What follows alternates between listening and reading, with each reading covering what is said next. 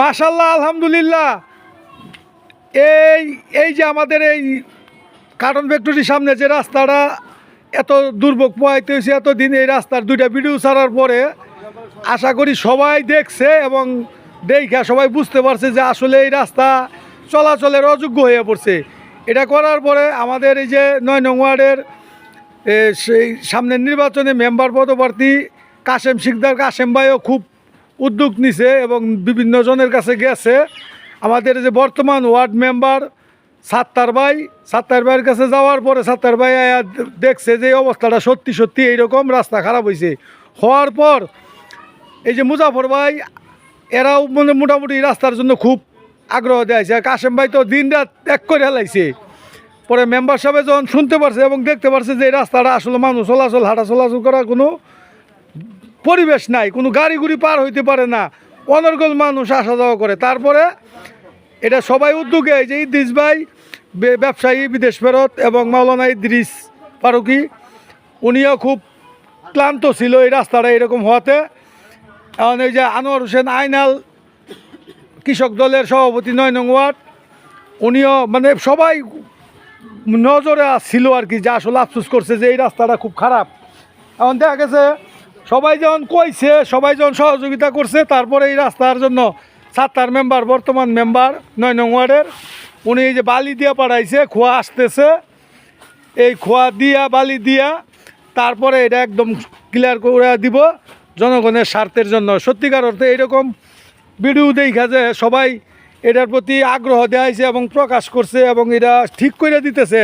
ধন্যবাদ সবাইকে, ধন্যবাদ আমাদের কাশেম ভাই এবং ওই যে মুজাফর ভাই, ইদ্রিস ফারুকি, আনোয়ার এই কৃষক দলের সভাপতি এবং সাত্তার ভাই মেম্বার সাত্তার ভাইকে, বর্তমান যে ওয়ার্ড মেম্বার সাত্তার সাহেব উনিও বুঝতে পারছে যে আসলে মানুষের এই দুর্ভোগ আর সহ্য করার মতো না। তখন এই যে দিচ্ছে খোয়া আসতেছে গাড়ি দিয়া, এই দুইটা টমটম গাড়ি দিয়ে বালি নিয়ে আইছে। এখন গিয়ে এটা খোয়া নিয়ে আইব, আইনা খোয়া দিব, তারপরে আবার খোয়ার উপরে বালি দিব।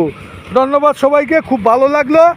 আশা করি সবাই দোয়া করবেন তাদের জন্য। এরকম দেশের কিছু দুর্দিনে বা দুঃসময়ে বা দুর্ঘটনাকবিত এলাকায় যে তাদের ছায়া পড়ে বা ছত্রছায়া বা তাদের যে ছোঁয়া পড়ে, এটা আমরা আশা ব্যক্ত করছি এবং এইরকম উন্নয়নমূলক কাজে সবাই অংশগ্রহণ করার জন্য তাদেরকেও ধন্যবাদ।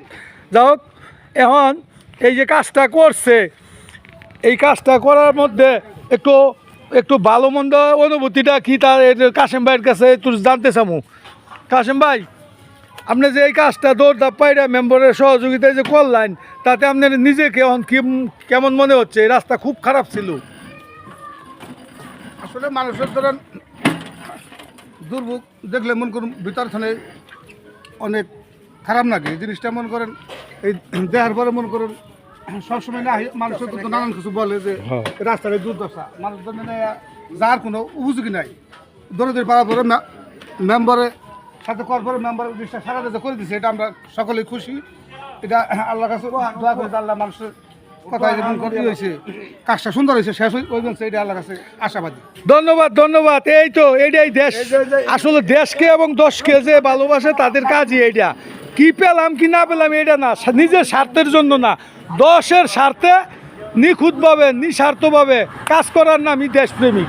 সত্যিকার অর্থে ভালো লাগলো।